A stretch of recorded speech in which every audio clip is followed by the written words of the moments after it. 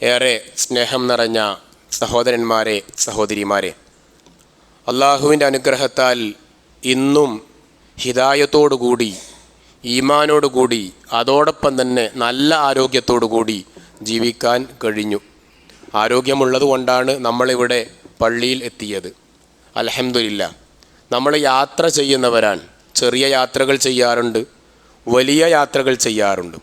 ഒരുപാട് യാത്രകൾ ചെയ്യും. അതിൽ യാത്രയെക്കുറിച്ച് നബി സല്ലല്ലാഹു അലൈഹി വസല്ലം പറഞ്ഞത് അസ്സഫറു ഖിത്അത്തുൻ മിനൽ അദാബ് എന്നാണ്. അദാബ് എന്ന് പറഞ്ഞാൽ നമുക്കറിയാം ശിക്ഷ. യാത്ര എന്നുള്ളത് ശിക്ഷയുടെ ഒരു ഭാഗമാണ് എന്നാണ്. എന്തുകൊണ്ട്? യാത്രയിൽ ഭക്ഷണങ്ങൾ ഒഴിവാകാം, യാത്രയിൽ ഉറക്കം തടസ്സപ്പെടാം. അതുകൊണ്ട് തന്നെ അതൊരു ശിക്ഷയുടെ ഭാഗമാണ് എന്ന് ഹദീസുകളിൽ നമുക്ക് കാണുവാൻ സാധിക്കുന്നുണ്ട്.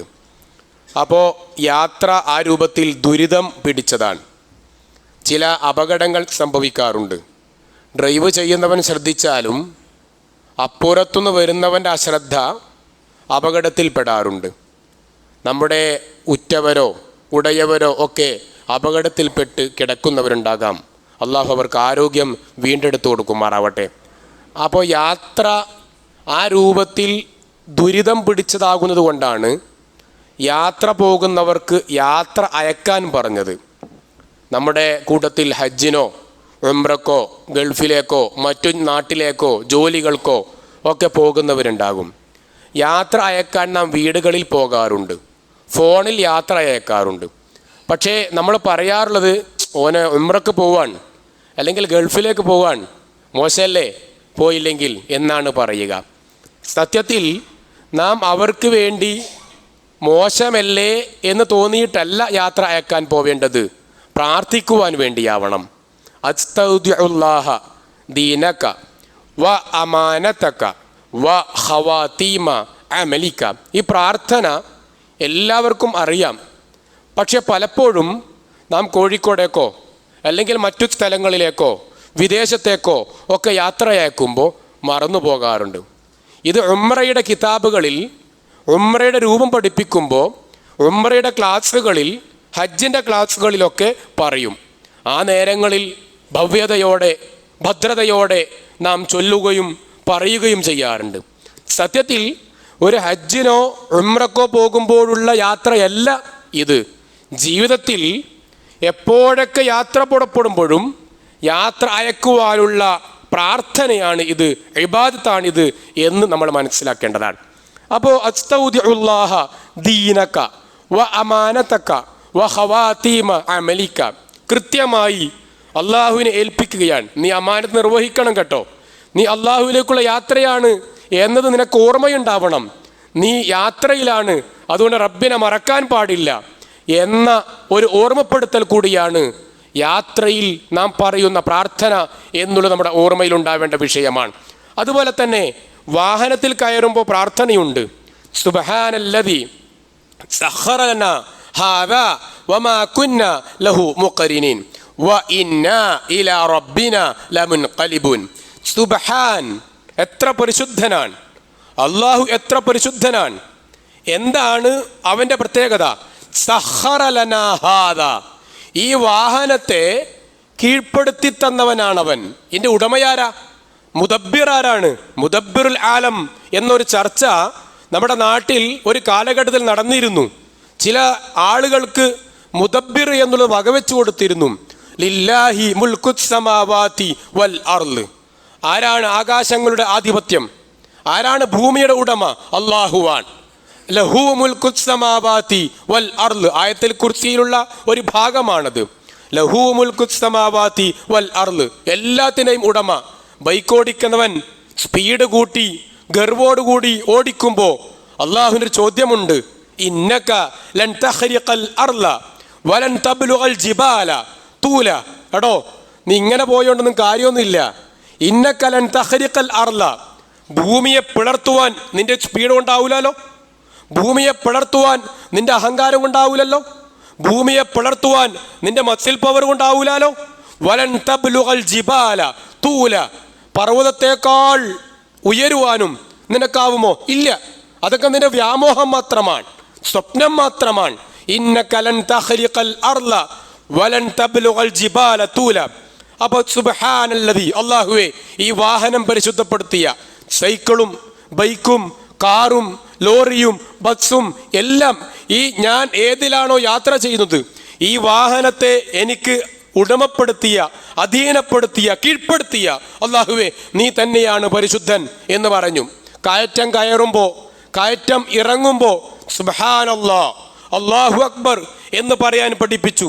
ആ കയറ്റം കയറിക്കൊണ്ടേയിരിക്കുമ്പോൾ നമ്മുടെ വാഹനത്തിൻ്റെ ബ്രേക്ക് ഒന്ന് ഡൗൺ ആയി പോയാൽ എന്തായിരിക്കും അവസ്ഥ? എന്തായിരിക്കും അവസ്ഥ? ഞാൻ മാത്രമാണോ അപകടത്തിൽപ്പെടുക? അല്ല, എൻ്റെ പിന്നിലുള്ള വാഹനക്കാരും അപകടത്തിൽപ്പെടും. അതുകൊണ്ട് കയറ്റം കയറുമ്പോഴും ഇറങ്ങുമ്പോഴും പ്രാർത്ഥന പഠിപ്പിച്ചു. സുബ്ഹാനല്ലാഹ്, അല്ലാഹു എത്ര പരിശുദ്ധൻ. ഈ കയറ്റം കയറുവാൻ മാത്രം എനിക്ക് ആരോഗ്യം തന്ന, ഈ കയറ്റം കയറുവാൻ മാത്രം വാഹനത്തിന് പവർ കൊടുത്ത റബ്ബേ, എഞ്ചിന് പവർ നൽകിയ അല്ലാഹുവേ നീയാണ് പരിശുദ്ധൻ. അല്ലാഹു അക്ബർ.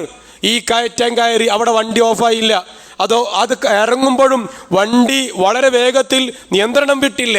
കൃത്യമായി വ്യവസ്ഥാപിതമായി വല്ലദീ ഖദ്ദറ ഫഹദ എന്ന് പറഞ്ഞതുപോലെ വ്യവസ്ഥാപിതമായി തന്നെ ചലിക്കുവാനും ഈ വാഹനം കഴിഞ്ഞല്ലോ. അല്ലാഹു അക്ബർ, നീ തന്നെയാണ് വലിയവൻ എന്നുള്ള പ്രഖ്യാപനം നടത്തുവാനും നബി സല്ലല്ലാഹു അലൈഹി വസല്ലം പഠിപ്പിക്കുകയാണ്.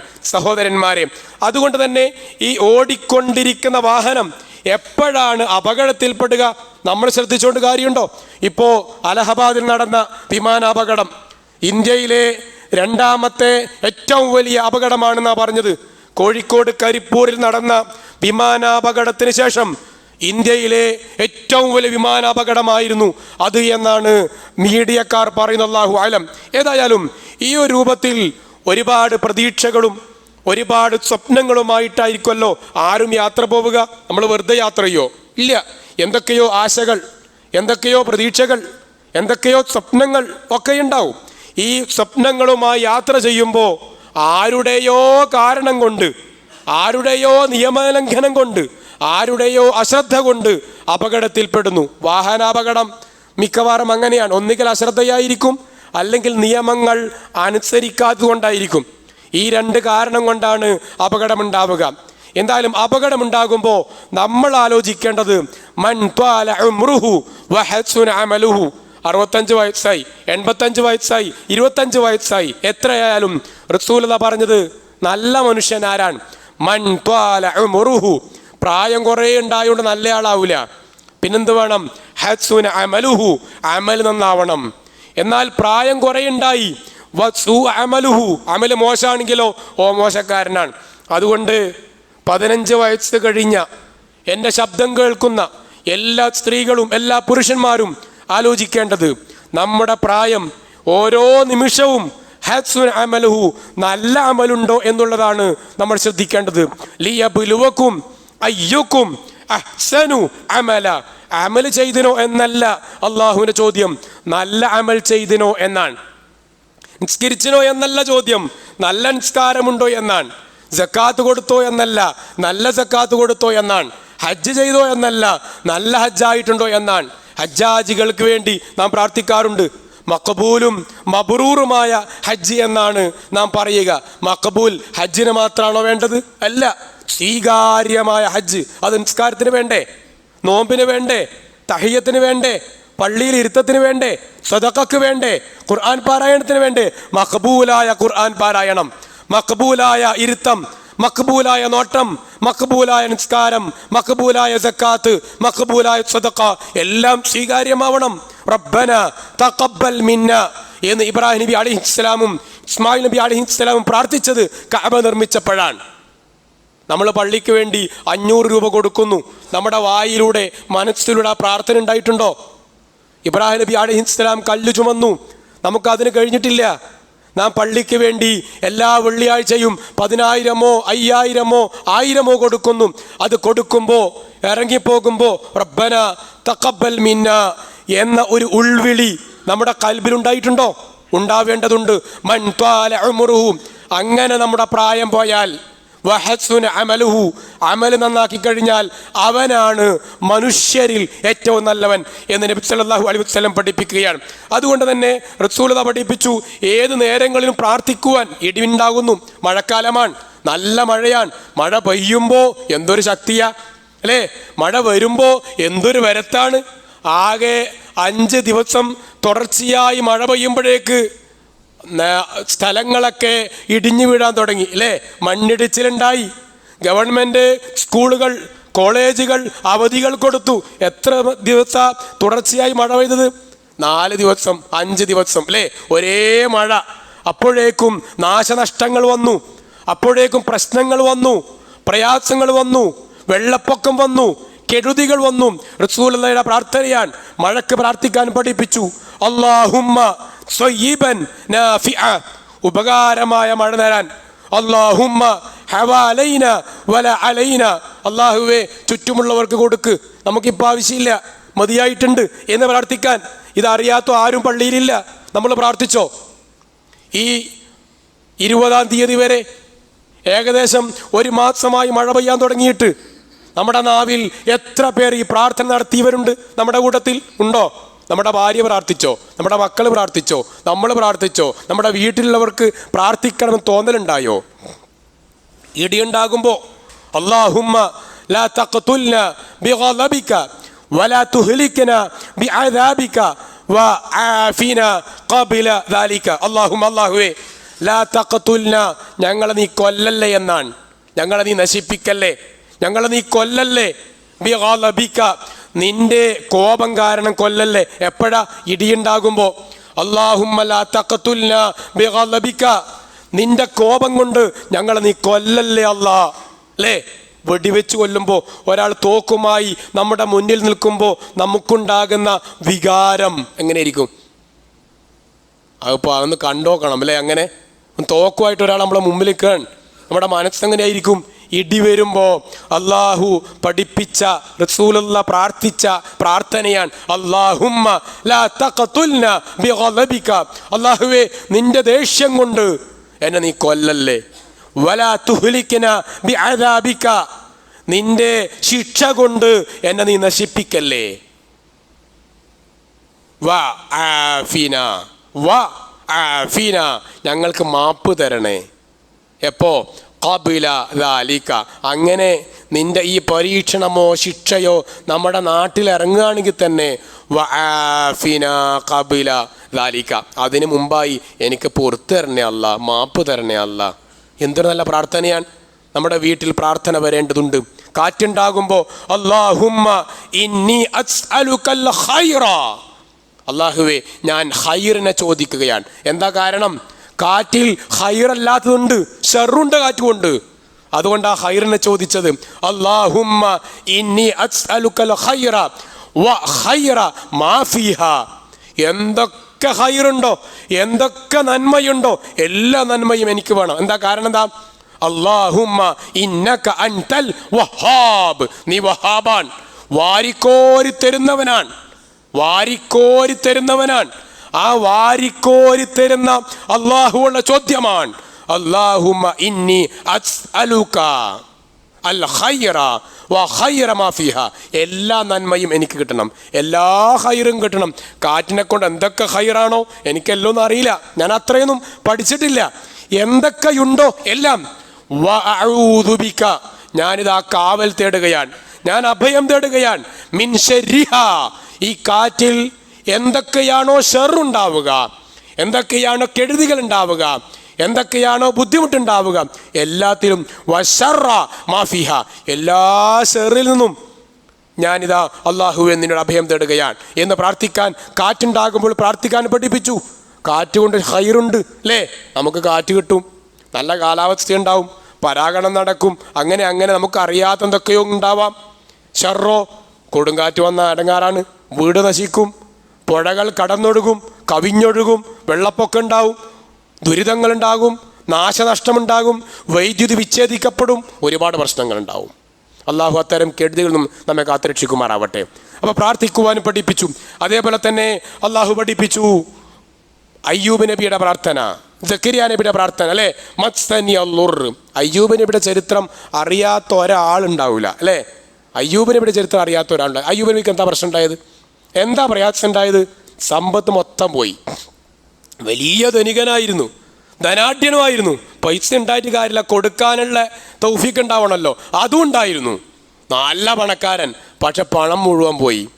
ആ കാലഘട്ടത്തിൽ നല്ല മസിൽ പവർ ഉണ്ടായിരുന്നു, ആരോഗ്യം ഉണ്ടായിരുന്നു, അതുകൊണ്ട് തന്നെ കുടുംബക്കാരുണ്ടായിരുന്നു. പണമുള്ളത് കൊണ്ട് തന്നെ കുടുംബക്കാർ, നാട്ടുകാർ, അയൽപ്പക്കക്കാർ എല്ലാവരും ഉണ്ടായിരുന്നു. നമ്മൾ പറയാറുണ്ടല്ലോ, ഞാൻ ചൊട്ടി വിളിക്കുന്നു പറയാറുണ്ട്, മലയാളക്കരയിലുള്ളൊരു പ്രയോഗമാണ്. അങ്ങനെ കൈ ചൂണ്ടിയാൽ ഒന്ന് വരുന്ന, തൻ്റെ വിളിക്കുത്തരം നൽകുന്ന ഒരുപാട് ആളുകളുണ്ടായിരുന്നു എന്നാണ്. പണം പോയപ്പോൾ ആൾക്കാർ ഒഴിഞ്ഞു ഒഴിഞ്ഞു ഒഴിഞ്ഞു ഒഴിഞ്ഞു ഓരോരുത്തരും പോയി പോയി പോയി മാറി. അവസാനം ബന്ധുക്കൾ മാത്രമായി. ബന്ധുക്കളും പോകാൻ തുടങ്ങി.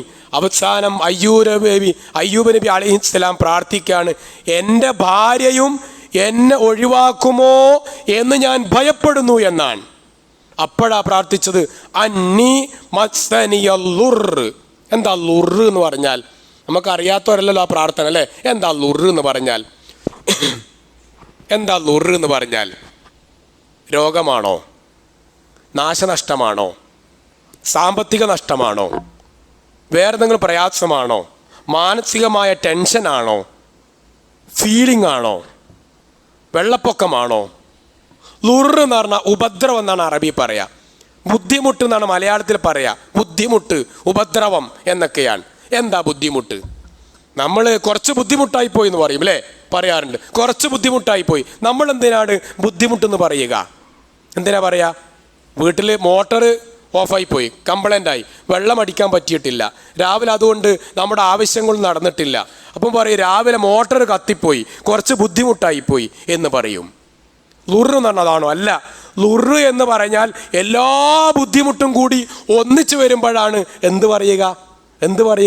ലുർ എന്ന് പറയുക. അയ്യൂബ് നബി അലൈഹിസ്സലാം പ്രാർത്ഥിച്ചത് അങ്ങനെയാണ്, അന്നി മസ്സനി അല്ലുർ. എനിക്ക് ബുദ്ധിമുട്ട് ബാധിച്ചു. നമ്മൾ മലയാളത്തിൽ പറയുമ്പോൾ അത് ചുരുങ്ങിപ്പോയി, അത് മലയാളത്തിൻ്റെ പ്രയാസമാണ്. അന്നി മസ്സനി അല്ലുർ. അപ്പോൾ ടെൻഷൻ, നാശനഷ്ടം, കടം, ബാധ്യത, കച്ചവടം പോയി, ആരോഗ്യം പ്രശ്നം, രോഗം, എല്ലാ പ്രശ്നങ്ങളും വരുമ്പോൾ പറയാൻ പറ്റുന്ന ഒരു പ്രാർത്ഥനയാണെന്ത് അയ്യൂബ് നബി അലൈഹിസ്സലാം പ്രാർത്ഥിച്ച പ്രാർത്ഥന. അതുകൊണ്ടാണ് ഹദീസുകളിൽ അദ്ദുആഉ മിനൽ കർബ്. കർബ് എന്ന് പറഞ്ഞാൽ എന്താ? പ്രയാസം, ബുദ്ധിമുട്ട് തന്നെയാണ്. കർബും ബുദ്ധിമുട്ടാണ് അല്ലേ. അപ്പൊ അങ്ങേയറ്റത്തെ പ്രയാസം, ആ പ്രയാസം വന്ന അടുത്ത മാർഗം എന്താ? നമ്മുടെ നാട്ടുകാർ സ്വീകരിക്കുന്ന മാർഗം ഒന്നുകിൽ ആരോടും ബന്ധമില്ലാതെ വീടിന് മൂലം ഒറ്റയിരുത്തിരിക്കുക, ടെൻഷൻ അടിച്ചിരിക്കുക, ഉരുകുക, അല്ലെങ്കിലോ ആത്മഹത്യ ചെയ്യുക. ആ തരത്തിലുള്ള പ്രയാസം, അതാ ലുർ. അങ്ങേയറ്റം പ്രയാസം വന്നു എന്ന് പറഞ്ഞാൽ സാമ്പത്തികമായ നഷ്ടം, ശാരീരികമായ നഷ്ടം, രോഗം, കുടുംബക്കാരൊക്കെ പോയി, ബന്ധുക്കളും പോയി, ഭാര്യ മാത്രം ബാക്കിയായി, എല്ലാം പോയി. ഇനി എന്തേ ഉള്ളൂ? ഞാനും എൻ്റെ ഭാര്യയും, വേറൊന്നുമില്ല. ഉടുതുണിക്ക് പകരം വേറൊന്നുമില്ല. അങ്ങനെയുള്ളൊരവസ്ഥ വന്നപ്പോൾ അയ്യൂബ് നബി അലൈഹിസ്സലാം പറയാൻ അന്നീ മസ്സനിയ ലുർ. ലുർ എനിക്ക് ബാധിച്ചു. അതിൻ്റെ മലയാളം പറഞ്ഞ അത്ര വ്യക്തത വരൂല. അന്നീ മസ്സനിയ ലുർ. അല്ലാഹുവേ, എനിക്കിതാ ലുർ ബാധിച്ചിരിക്കുന്നു. അപ്പം സഹോദരന്മാരെ, നമുക്ക് എല്ലാവർക്കും ഒരു പ്രശ്നം മാത്രമേ ഉള്ളൂ? അല്ല. രണ്ട് പ്രയാസമേ ഉള്ളൂ? അല്ല. ഒരു മൂന്നിലധികം പ്രശ്നമില്ലാത്ത ആരെങ്കിലും ഈ പള്ളിയിലുണ്ടോ? ഉണ്ടാവില്ല അല്ലേ.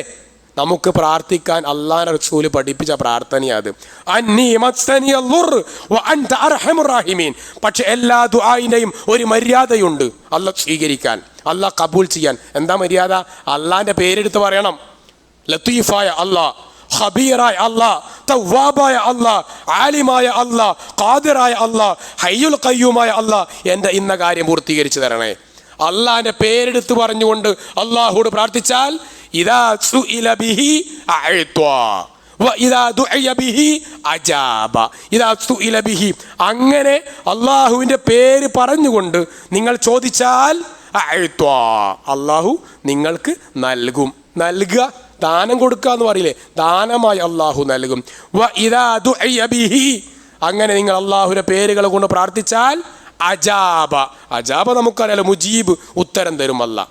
രണ്ട് കാര്യമാണ്. ഒന്ന് നൽകും, ഫ്രീ ആയിട്ട്, ഔദാര്യമായിട്ട്, ഓശാരമായി, ദാനമായി അള്ളാഹ് നൽകും. 2 ഉത്തരം നൽകും. അള്ളാഹു കബൂൽ ചെയ്യുമാറാവട്ടെ. അപ്പോൾ പ്രാർത്ഥിക്കുവാൻ പഠിപ്പിച്ചു. എന്നിട്ട് അള്ളാഹു റസൂൽ പറയാൻ കാരണം എന്താ? അയ്യൂബ് നബി അലൈഹിസ്സലാം പ്രാർത്ഥിച്ചു. കാരണം നമ്മൾ മരിക്കേണ്ടവരാണ്. ഏതു നേരത്തും നമ്മെ മരണം പിടികൂടും. ഞാൻ ഓതി വെച്ചത് സൂറത്തു ലുഖ്മാനിലെ അവസാന ആയത്തല്ലേ. അതിന്റെ ഭാഗം ഇപ്രകാരമാണ്: വമാ തദ്രി നഫ്സുൻ മാദാ തക്സിബു ഗദാ. നാളെ എന്താ ചെയ്യുക ആർക്കും അറിയില്ല അല്ലേ. ഇപ്പോൾ 12:57 12:57 1 മണിക്ക് എന്ത് സംഭവിക്കും എന്ന് പറയാൻ പറ്റുമോ? ആർക്കും പറ്റൂല. അതേപോലെ തന്നെ ബി ഐ അർളിൻ തമൂത്ത്. നീ എവിടെയാണ് മരിക്കുക? മരിക്കും എന്ന് പറയും. ഡോക്ടർമാർ പറയും ഏകദേശം ആയിട്ടുണ്ട്, വീട്ടിലേക്ക് എടുത്തോ, ഇനി കാര്യമൊന്നുമില്ല, വെറുതെ നിങ്ങളുടെ പൈസ കളയണ്ട, വീട്ടിലേക്ക് കൊണ്ടുപോയിക്കോ എന്ന് പറയും. പക്ഷെ എന്തുണ്ടാവില്ല, എപ്പോഴാ മരിക്കുക, എവിടെ വെച്ചാ മരിക്കുക, അത് പറയാൻ ആർക്കും സാധിക്കൂല. ബി ഐ അർളിൻ തമൂത്ത് വലൗ കുൻതു ഫീ ബുറൂജിൻ മുശയ്യദ. അല്ലേ, നിങ്ങൾ എവിടെയാണെങ്കിലും, വലിയ കോട്ടയുടെ ഉള്ളിലാണെങ്കിലും ഗുഹയുടെ ഉള്ളിലാണെങ്കിലും എന്ത് ചെയ്യും? മരണം നിങ്ങളെ പിടികൂടും. അതുകൊണ്ട് അതുകൊണ്ട് നിങ്ങൾ അള്ളാഹുവിന്റെ ദിക്ർ അധികരിപ്പിച്ചുകൊണ്ടേയിരിക്കണം എന്നുള്ളതാണ്. കുല്ലും മ്രിഇൻ മുസബ്ബഹുൻ ഫീ അഹ്ലിഹി വൽ മൗതു അദ്നാ മിൻ ശിറാക്കി നഅലിഹി. അബൂബക്കർ റളിയല്ലാഹു പനി ബാധിച്ച് കിടക്കാൻ. ആയിഷ ബീവി ചോദിച്ചു, നബിയെ ഞാൻ ഒന്ന് പോയി സന്ദർശിച്ചോട്ടെ എന്ന് ചോദിച്ചു. പൊയ്ക്കോ എന്ന് പറഞ്ഞു. അങ്ങനെ ഉപ്പയോട് ആയിഷ ബീവി ചോദിച്ചു, എങ്ങനെയുണ്ട്, പനി എങ്ങനെയുണ്ട് എന്ന് ചോദിച്ചു. അപ്പോൾ അബൂബക്കർ റളിയല്ലാഹു തിരിച്ചു പറയാണ്, കുല്ലും മ്രിഇൻ മുസബ്ബഹുൻ ഫീ അഹ്ലിഹി.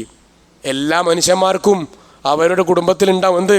വൽ മൗതു അദ്നാ മിൻ ശിറാക്കി നഅലിഹി. മരണം എന്നുള്ളത് ചെരുപ്പിൻ്റെ വാറിനേക്കാൾ അടുത്തതാണ്. ചെരുപ്പ് എങ്ങനെ നമ്മളെ കാലോട് അടുത്തുണ്ടാവുക? 1 സെൻറ്റിമീറ്റർ ദൂരം ഉണ്ടാവുമോ? ഇല്ല. ചെരുപ്പും കാലും മുട്ടിയാ നിൽക്കുക അല്ലേ, എന്നാലേ ചെരുപ്പ് ഇടാൻ പറ്റുള്ളൂ. അതുപോലെയാണ് മരണം എന്നുള്ളതാണ്. അതുപോലെയാണ് മരണം. എത്ര നല്ല ഉദാഹരണമാണ് അല്ലേ. അള്ളാഹു നല്ല മരണം നമുക്ക് നൽകുമാറാവട്ടെ.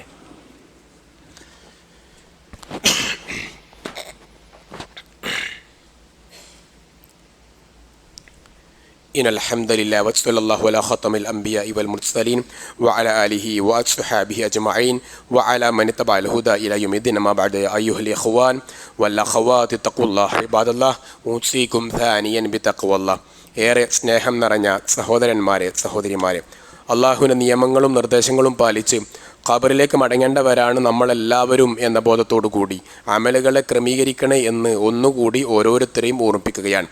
അള്ളാഹു നമുക്ക് എല്ലാവർക്കും പരിപൂർണമായ ആരോഗ്യവും പരിപൂർണമായ ഈമാനും പ്രദാനം ചെയ്യുമാറാവട്ടെ.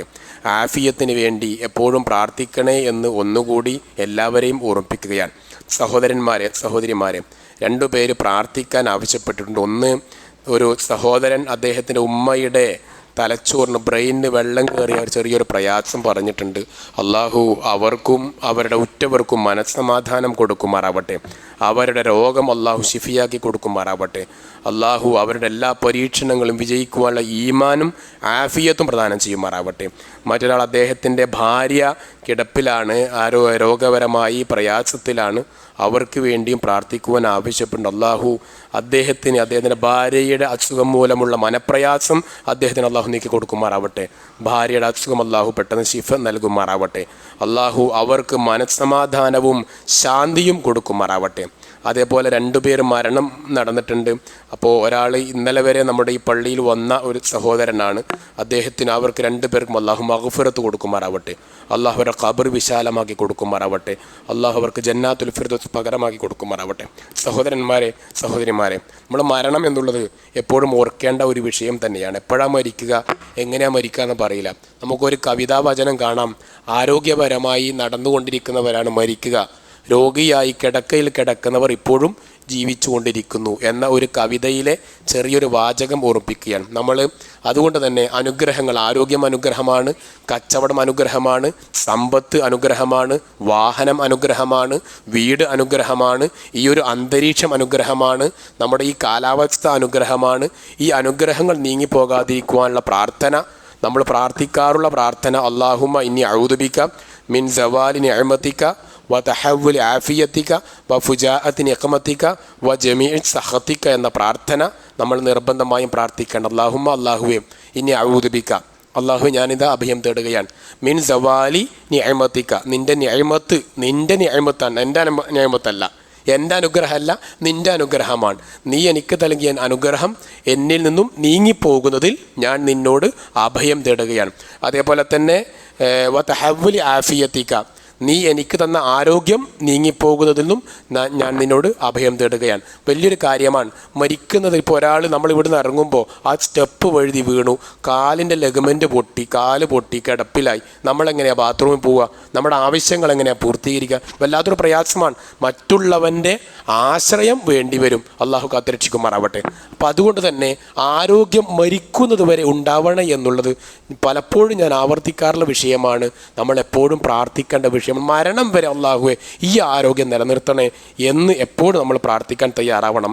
മൂന്നാമതായി വഫുജാഅത്തി നിഖമതിക, അതേപോലെ തന്നെ അള്ളാഹുവെ പെട്ടെന്നുള്ള വജമീഇ സഖതിക, നിൻ്റെ പെട്ടെന്നുള്ള എല്ലാ കോപത്തിൽ നിന്നും അള്ളാഹുവെ ഞാനിത് അഭയം തേടുകയാണ് എന്ന്. അല്ലാഹുമ്മ ഇന്നി അഊദു ബിക മിൻ സവാലി നിഅമതിക, പിന്നെ വതഹവ്വുലി ആഫിയതിക വഫുജാഅത്തി നിഖമതിക വജമീഇ സഖതിക. ഈ പ്രാർത്ഥന എല്ലാ രാത്രിയിലെ സുജൂദിലും ഫർദ് നിസ്കാര ശേഷവും യാത്രയിലും ഒക്കെ നമ്മൾ പ്രാർത്ഥിക്കണം. യാത്രക്കാരൻ്റെയും നമ്മുടെയും ഇടയിൽ ഒരു മറയില്ല, പ്രാർത്ഥന സ്വീകരിക്കുന്ന സമയമാണ്. ഈ ഒരു പ്രാർത്ഥന എല്ലാവരും ഓർമ്മയിലുണ്ടാവണം എന്ന് ഓർപ്പിക്കണം. അള്ളാഹു നമ്മുടെ എല്ലാവരുടെയും ആരോഗ്യം നന്നാക്കി തരുമാറാവട്ടെ. എല്ലാം കാണുന്ന റഹമുറാഹിമ അള്ളാഹുവെ, മുസ്ലിമായി മുഅ്മിനായി ജീവിക്കുവാനും മരിക്കുവാനുമുള്ള ഈമാനും തൗഫീഖും ഞങ്ങൾക്ക് നീ നൽകണേ അള്ളാഹ്. അള്ളാഹുവെ, ഞങ്ങളുടെ അമലുകൾ നീ കബൂലാക്കണേ അള്ളാഹ്. നമ്മുടെ ഈ ജുമുഅ നീ സ്വീകരിക്കണേ അള്ളാഹ്. നമ്മുടെ സക്കാത്ത് നീ സ്വീകരിക്കണേ അള്ളാഹ്. നമ്മുടെ ഖുർആൻ പാരായണം നീ സ്വീകരിക്കണേ അള്ളാഹ്. നമ്മുടെ എല്ലാ ഇബാദത്തുകളും നീ സ്വീകരിക്കണേ അള്ളാഹ്. അള്ളാഹുവെ, നിൻ്റെ കോടതിയിൽ ഞങ്ങളെ നീ വിജയിപ്പിക്കണേ അള്ളാഹ്.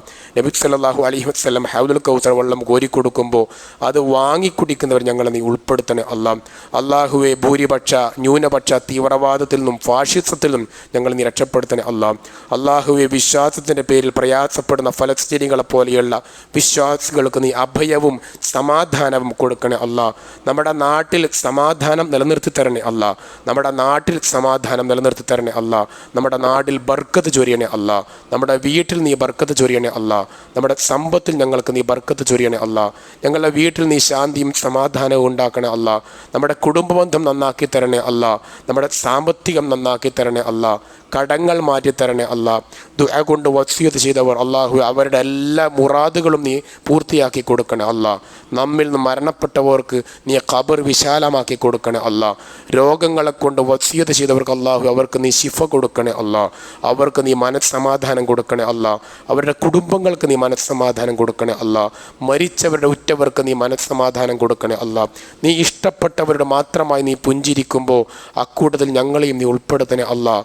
നീ സ്നേഹിക്കുന്നവരോട് മാത്രമായി നീ സംസാരിക്കുമ്പോൾ നിൻ്റെ സംസാരം അനുഭവിക്കുന്നവരിൽ ഞങ്ങളെ നീ ഉൾപ്പെടുത്തണേ അള്ളാഹ്.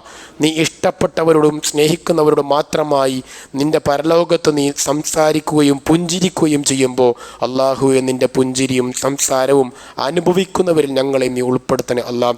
എല്ലാം കാണുന്ന റബ്ബേ, നമ്മുടെ വിചാരണ ഞങ്ങൾക്ക് നീ എളുപ്പത്തിലാക്കി തരണേ അള്ളാഹ്. ഞങ്ങളുടെ വിചാരണ ഞങ്ങൾക്ക് നീ എളുപ്പത്തിലാക്കി തരണേ അള്ളാഹ്. ഞങ്ങളുടെ വിചാരണ ഞങ്ങൾക്ക് നീ എളുപ്പത്തിലാക്കി തരണേ അള്ളാഹ്. اللهم اغفر للمؤمنين والمؤمنات والمسلمين والمسلمات الأحياء منهم والأموات. اللهم أجرنا من النار. اللهم أجرنا من النار. اللهم أجرنا وأجر والدينا من النار. ربنا آتنا في الدنيا حسنة وفي الآخرة حسنة وقنا عذاب النار. والحمد لله رب العالمين. وصلى الله على خاتم الأنبياء والمرسلين وعلى آله وأصحابه أجمعين وعلى من تبع الهدى إلى يوم الدين.